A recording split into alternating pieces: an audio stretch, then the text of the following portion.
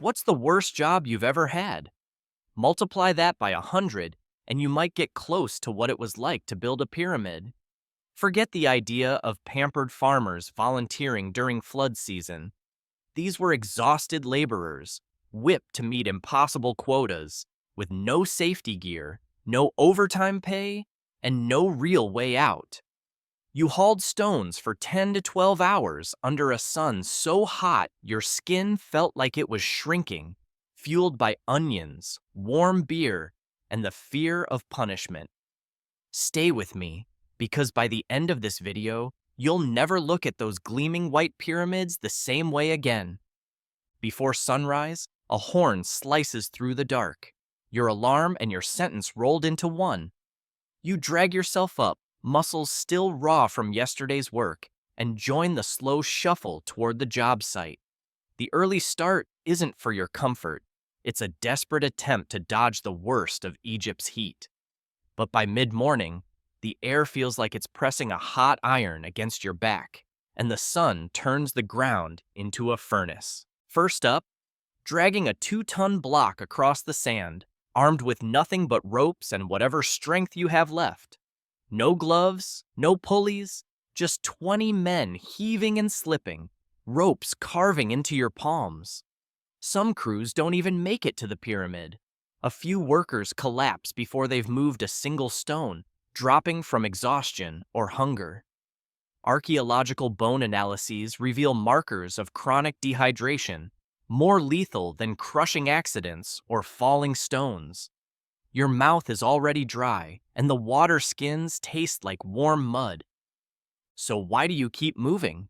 Not for pride, not for patriotism, just fear. Overseers, armed with whips made of hippo hide, stalk the lines, ready to split skin if you fall behind. If you collapse, you might get left in the dust for the vultures. The only thing worse than hauling these stones is what happens if you stop. Breaks are rare and short. Lunch is a handful of stale bread, choked down while you stand, too tired to care about the scorpions crawling nearby. The water's warm and foul, but you drink it anyway. By now, the sun is high enough to erase every shadow, and the limestone blocks are hot enough to burn your hands. Injuries are everywhere. Ropes snap under tension, whipping back to blind a crewmate. Every cut fills with sand, turning scraps into festering wounds. Crushed fingers and broken bones are normal. No medics, no bandages, just a shrug from the overseer and an order to keep working unless you truly can't stand. And if you can't, they'll find someone who can. The worst part? This is just the morning shift. You've got hours left, the sun climbing higher, your strength evaporating. Your arms tremble, but the stones don't care. Overseers don't care. The only thing that matters is the pharaoh's deadline, and you're just muscle to make it happen. By midday, the heat starts to play tricks. You see water shimmering in the sand that isn't there. Sometimes, you hear your mother's voice calling through the chaos. The smarter workers save their breath and keep their heads down. And that was just the morning. Wait until you see what they served you for lunch. Lunch isn't a break. It's a battle for calories. The meal is always the same. Raw onions, coarse bread, and a bowl of cloudy beer that smells like yesterday's sweat. Forget anything resembling a real lunch.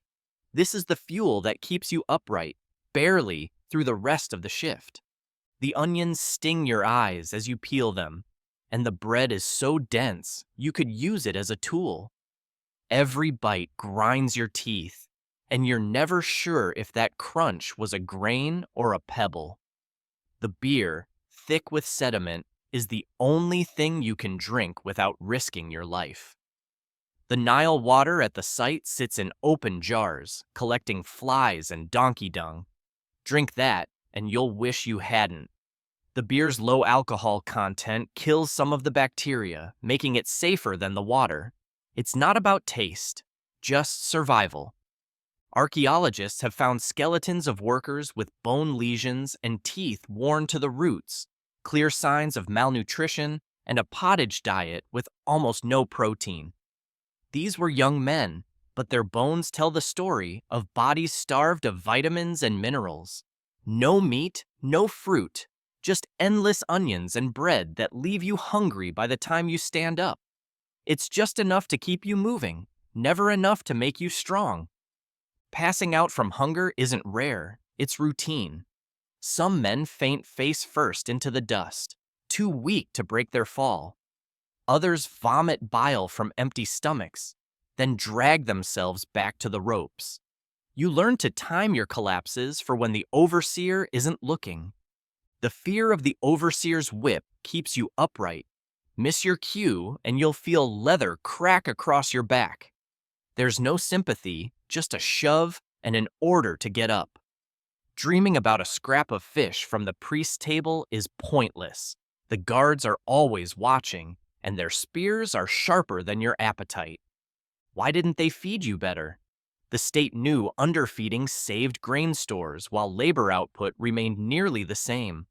Scribes kept careful records of rations, and every onion was counted. Your hunger wasn't an oversight, it was policy. The beer comes in a cracked communal bowl. You drink fast, because if you don't, someone else will take your share. It's warm, sour, and full of floating bits you pretend are yeast. Some days, a crew might sneak in a stolen date to sweeten the brew, but today it's just the usual sludge. Still, you drain it, because the sun has already turned your mouth to sand and your head is pounding. Mealtime is short. No benches, no shade, just squatting in the dirt, sweat turning dust to mud on your knees. No one talks while eating. The man next to you picks weevils from his bread and eats them anyway. At least it's something extra. Every so often, you get a luxury ration, a limp leek, or a handful of lentils in cloudy broth. These are the feast days, but no one's fooled. The overseers eat roasted duck and honey cakes right in front of you. You watch and stew in silence, hating the onions, the priests, and the pharaoh's face carved into every stone. Even in death, the joke continues. They'll bury you with a tiny clay loaf and a beer jug for the afterlife. No real food, not even then, and hunger was the least of your worries. Next up, the tools designed to break bodies faster than stone. The real misery started when you picked up your tools. You grip a copper chisel, already bent from yesterday. It only takes 5 strikes against limestone before the edge folds over like soft butter. That's just how it is. These things dull faster than you can sharpen them, so you're always stopping to grind the edge back, squinting as stone dust stings your eyes. The sun heats the metal until it burns your hand, and you wrap it in whatever filthy rag you can find. By midday, your chisel is so rounded it might as well be a spoon. But replacements are rationed like gold dust, so you keep hammering, arms shaking from the extra effort, while the overseer glares and counts every block. Copper chisels were supposed to be the backbone of pyramid building, but copper's soft and wears out fast.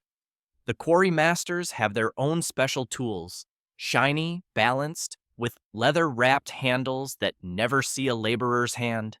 You get whatever's left, a chisel pitted with holes, a mallet with a splintered handle, a stone hammer that feels like it could shatter if you look at it wrong.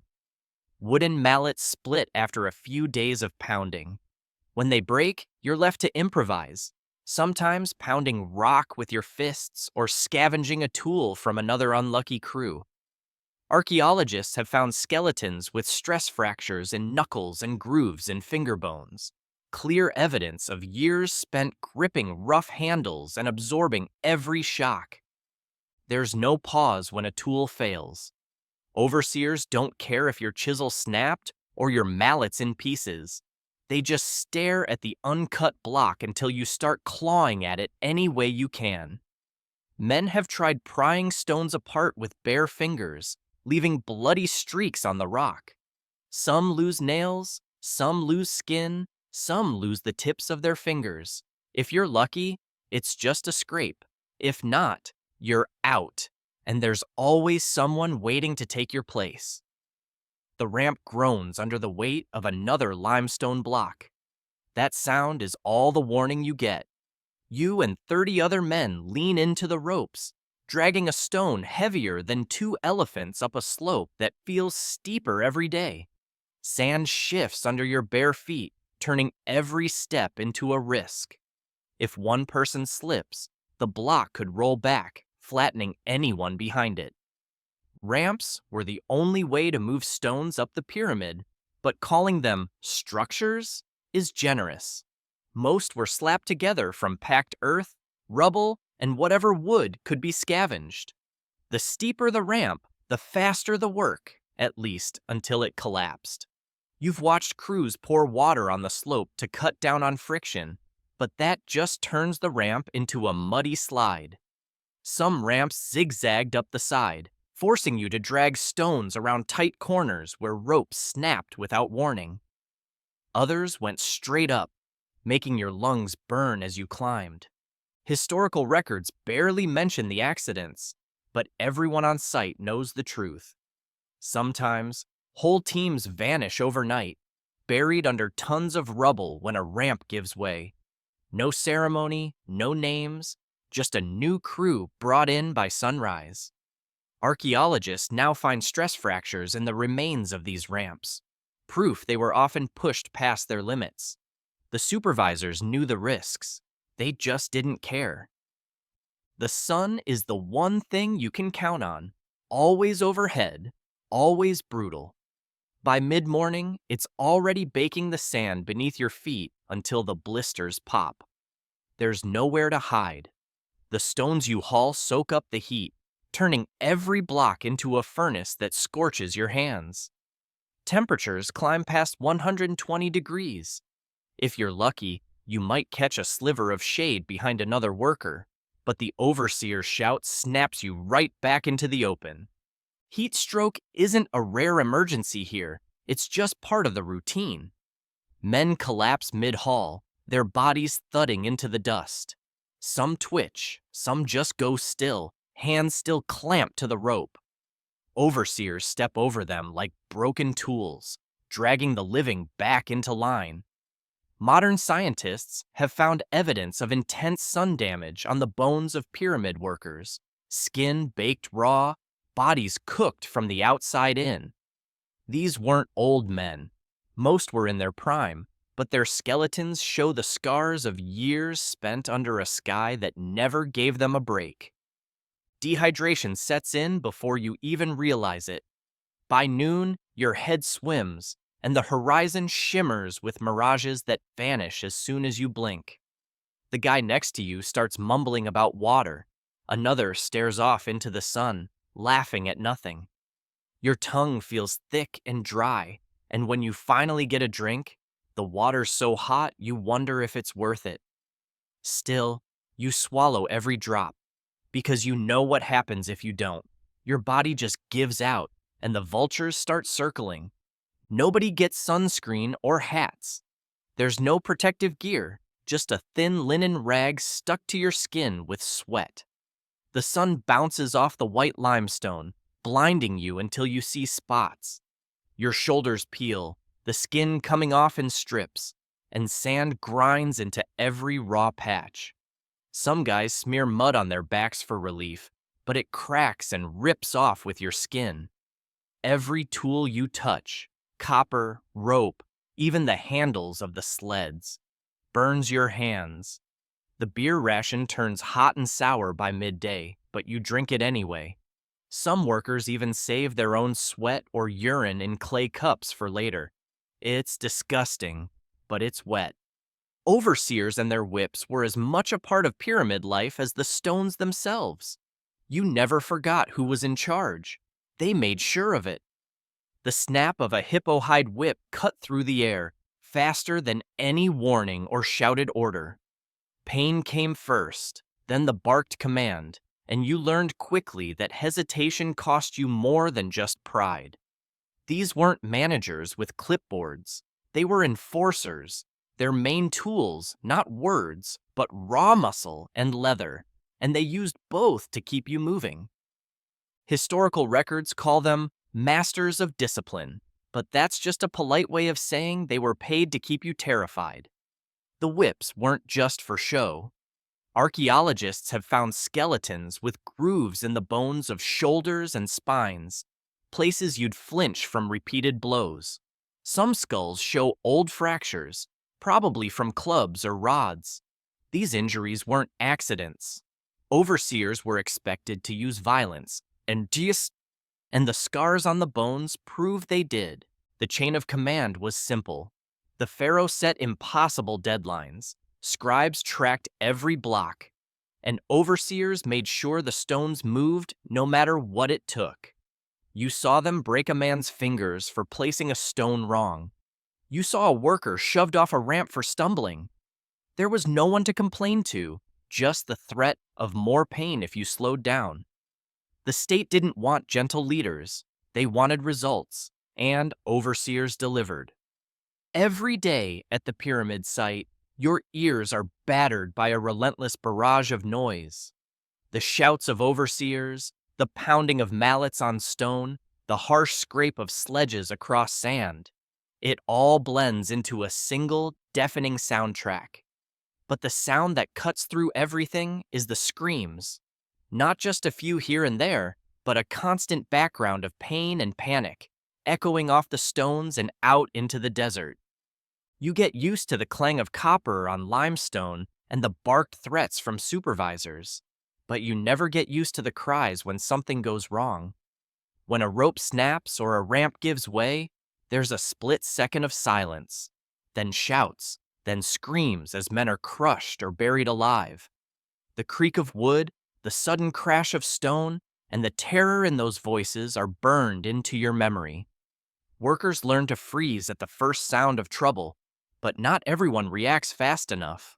Some men vanish under the rubble, their last moments marked only by a scream that fades too quickly. Noise is everywhere, all the time. Even when you're not working, you hear it. The clatter of tools being sharpened at night, the groans of men too hurt to sleep, the coughs and mutters of the sick. Guards patrol with heavy steps, ready to drag away anyone who tries to slip off into the dark. The ringing in your ears never stops. Some men say it's worse at night, when the phantom sounds of the day replay in your head, keeping you awake even when your body is desperate for rest. It's not just the volume, it's the kind of noise that wears you down. The chisels make a sharp metallic ping when they hit wrong, sometimes followed by a yelp as a shard flies into someone's face. The sledges grind over the ground, sounding like bones snapping. The overseer's whips crack, followed by the involuntary shouts of pain. Every sound is a reminder that something can go wrong at any moment, and when it does, the screams are the loudest thing you'll hear.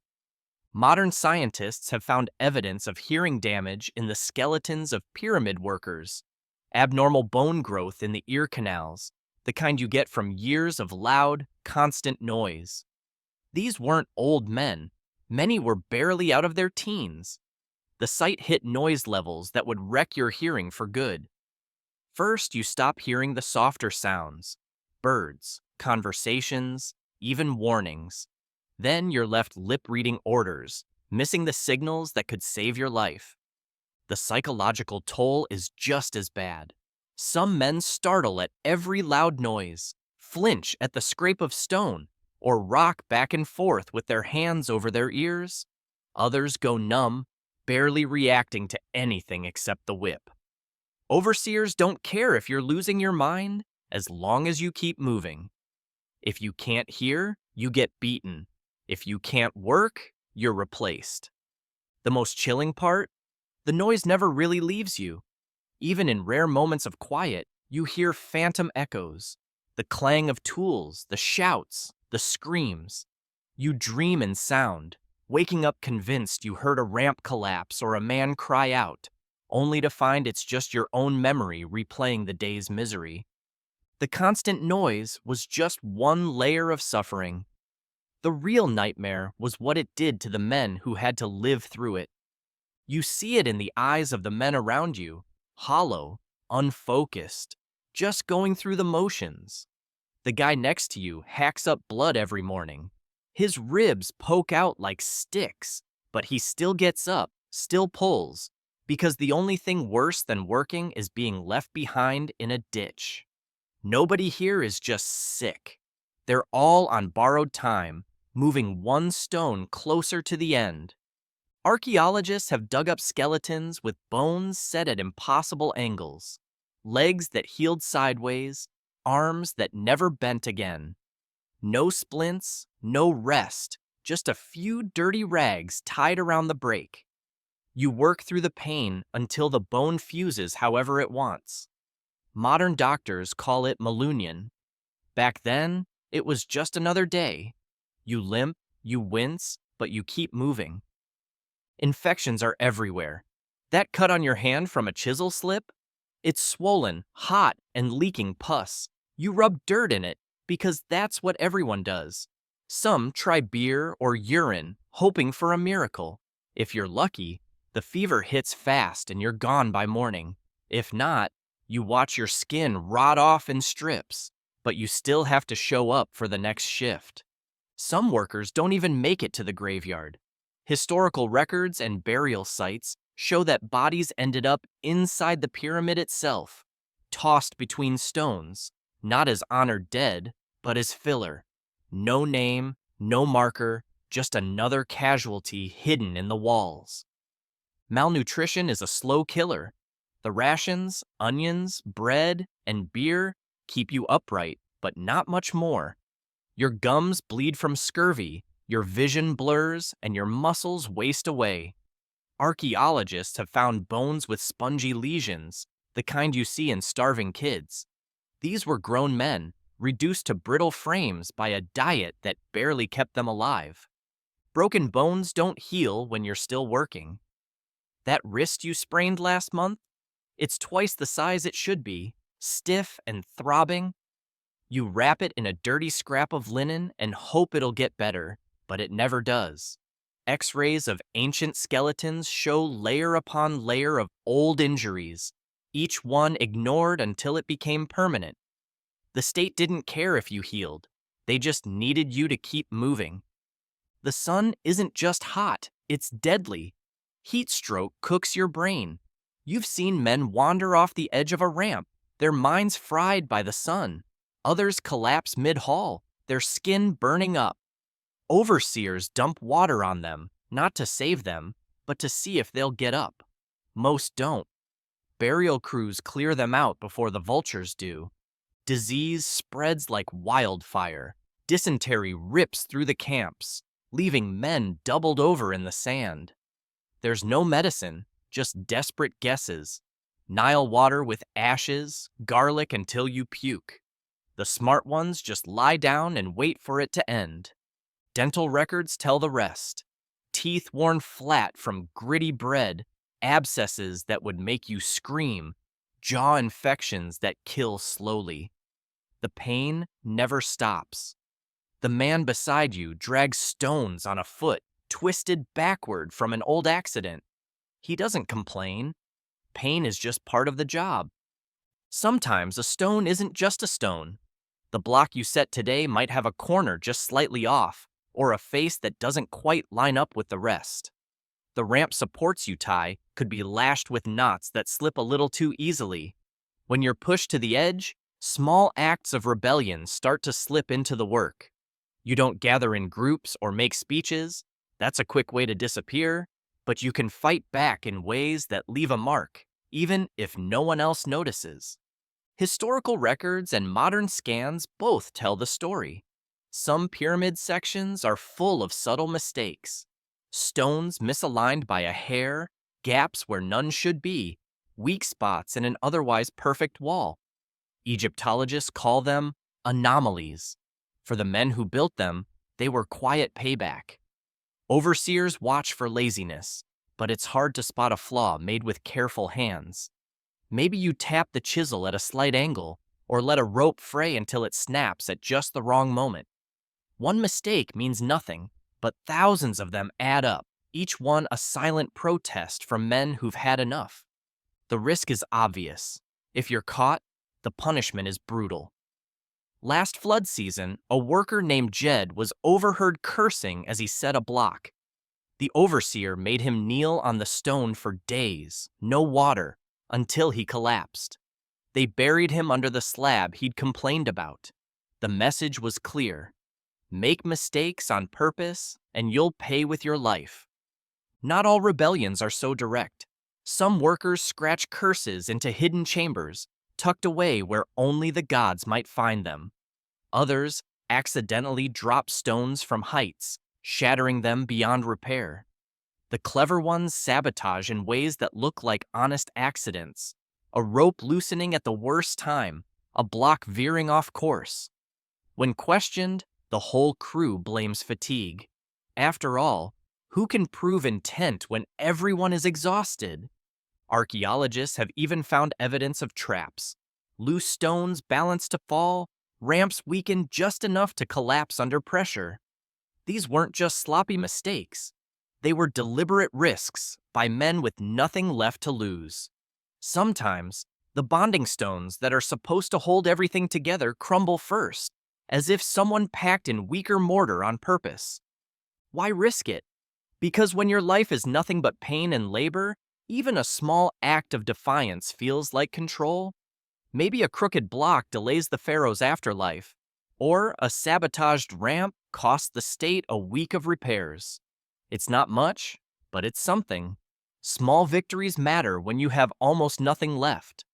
Overseers know sabotage is possible, so they rotate crews and step up inspections. But with thousands of workers, it's impossible to watch everyone. Tools can slip at any moment, and not every mistake gets caught. Sometimes, workers go further, chisels vanish, beer rations go bad, overseers wake up with scorpions in their sandals. None of this changes the system, but it's a reminder that even the most beaten-down laborer can push back. The endless cycle of pyramid labor wasn't just about moving stones. It was about trapping entire families in a system designed to use them up and toss them aside. You see a kid barely 10, arms trembling as he drags a stone half his size. Nobody tells him to stop. Why would they? His father did the same, and his grandfather before that. For most, pyramid work wasn't a job. It was the only path you ever knew. Historical records show family names repeated on work lists, generation after generation.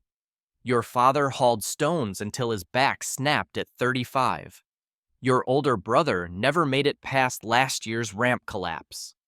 Now it's your turn, and you already spot your little sister in the mud brick line, eyes set on the bigger blocks. The state doesn't see children. They see smaller, cheaper workers who can squeeze between stones and crawl into gaps adults can't reach. Archaeologists have found skeletons of kids barely in their teens, spines warped and legs bowed from years of hauling before their bodies were done growing. Some show stress fractures in places that should still be soft cartilage. Modern X-rays reveal injuries you'd expect in old men, not children. These bones tell the truth. The cycle started early and ended early too. Nobody stepped in to stop it. The state's priority was always the pyramid, not the people. Pharaohs demanded tombs, and quotas had to be met. If that meant grinding down children alongside adults, so be it. Administrative records obsess over output, never age. The work mattered more than the workers. Kids learn the rules fast. You start by carrying water skins, then move up to small stones, then tools, then ropes. By 12, you're pulling full shifts, your hands prized for the detail work adults can't manage. You remember your first month, palms raw, stomach knotted, sleep cut short by the horn. Now you watch your sister start the same routine, and there's nothing you can do but show her how to make it through the day. Some families tried to shield their kids, faking limps, exaggerating coughs. It rarely worked. Overseers spotted the act and handed out even harder jobs as punishment. It was safer to let your child break their back than risk a beating for the whole family. The system was set up so that hope never lasted. Archaeological digs found family groups buried together in worker graveyards. Parents and children, side by side, their bones showing the same scars. Malnutrition, stunted growth, injuries that never healed. The youngest skeletons often had the worst damage. A 6-year-old with the spine of a 50-year-old farmer. That's the legacy of pyramid labor. Graves for pyramid workers were nothing like the grand monuments they built. Most ended up in shallow, unmarked pits near the construction site, tossed in with little care.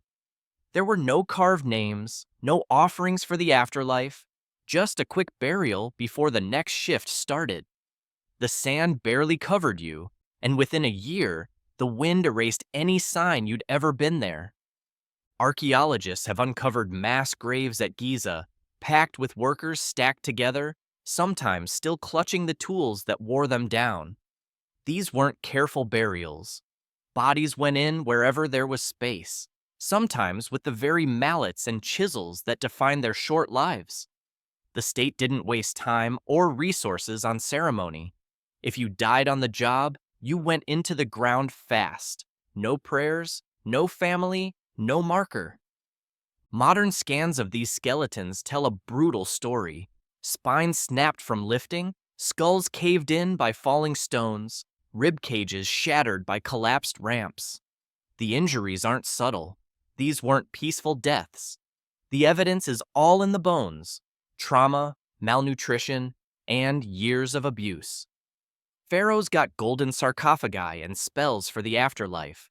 Workers got a communal pit, their remains mixed together like the ropes and tools they left behind. Not every grave was a simple pit. A handful of workers, maybe skilled artisans or foremen, were buried with more care. Individual graves, a few small amulets, maybe even a name scratched on a stone. But these are rare exceptions. Most workers got nothing but dirt, a shallow grave, and silence. There are even signs of punishment and death. One skeleton was found with a chisel embedded in its pelvis, likely as a warning to others. Another was left staked out, bones bleached by the sun. These weren't funerals, they were messages. The contrast is hard to ignore. Pharaohs' tombs were built to last forever, while worker graves vanished with the next sandstorm. A few researchers point to better-made graves in the workers' village as proof of some dignity, but these are rare. For most, burial was just another part of the job, quick, anonymous, and forgotten. It's easy to admire the pyramids from a distance, but the truth behind those stones is far uglier than the myths suggest. The story people love to tell about the pyramids is a lie. The real pyramid builders weren't proud craftsmen singing in the sun. They were men with no options, forced to work until their bodies broke down. The image of happy volunteers, well-fed and eager, is pure fantasy. What's left behind in the sand isn't proof of pride, but of pain. Skeletons with shattered bones, spines crushed by years of hauling, and teeth ground to stubs by bread full of grit. Let's talk about the so-called happy pyramid builder. Some textbooks and documentaries claim these were farmers picking up a few extra coins during flood season. That story falls apart the second you look at the evidence. Archaeologists have found bones riddled with signs of malnutrition, fractures that never healed, and joints destroyed by repetitive strain. These weren't well-treated seasonal workers. They were people trapped in a system that chewed them up and spat them out. The myth sticks around because it's easier to swallow. It's more comfortable to imagine the pyramids as a triumph of teamwork and skill than as a monument to human suffering. Worker villages found near the pyramids weren't cozy homes for skilled artisans. They were cramped, dirty barracks. The cemeteries nearby are full of skeletons showing untreated injuries and arthritis in joints that should have lasted decades longer. Modern scans show teenagers with spines twisted from carrying loads too heavy for their age. These weren't the lives of craftsmen, they were the lives of expendable laborers. Why does this myth keep getting repeated? Because it lets people admire the pyramids without thinking about what it cost to build them. Tour guides talk about the genius of ancient engineers, not the rows of shallow graves just out of sight. Documentaries focus on how the stones fit together, not on the men who died fitting them. The story of the cheerful builder is a way to hide the truth, that the pyramids were built on misery. Historical records back this up. Papyri mention overseers with rods, quotas enforced by violence, and punishments for anyone who slowed down. Workers were replenished after accidents, just like you'd replace a broken tool. Some were conscripted farmers, others were prisoners, and many were stuck paying off family debts that never seemed to shrink. The system called it national service, but the scars and whip marks on the bones say otherwise. Sure, there were a handful of skilled artisans, the ones who carved the hieroglyphs or polished the outer stones, but for every one of them, there were hundreds doing the backbreaking work. The state made sure the skilled jobs got painted on tomb walls, while the real labor stayed invisible. Bones don't lie. Scientists have found healed fractures in the same spot again and again, proof that workers were sent back to the ramps before they ever healed. Grooves in wrists, jaws eroded by hunger, spines bent out of shape. These patterns show a system built on cruelty, not care. The pyramids weren't built for the people who stacked the stones. They were built to glorify the pharaohs, to prove their power, and to last forever. The perfect shapes you see today came at the cost of thousands of lives. The monuments to eternity were paid for by men who didn't live long enough to see them finished. At best, workers got a meal of onions and beer. At worst, they got a shallow grave and a quick burial before the next shift started. The pyramids still stand because the system made sure they would, no matter how many bodies it took. That's the real story behind the stones. Look at the pyramids, and you see more than just ancient engineering. You see the cost of ambition. Every stone hides the pain of workers whose names never made it into the history books. Their bodies ended up in shallow graves, their stories lost to the wind, while the pharaohs got all the glory. Next time you hear about the wonders of the pyramids, remember the people who paid the price. Their sweat and suffering are baked into every block. The pyramids are impressive, but they're also reminders that human achievement often comes at a brutal cost.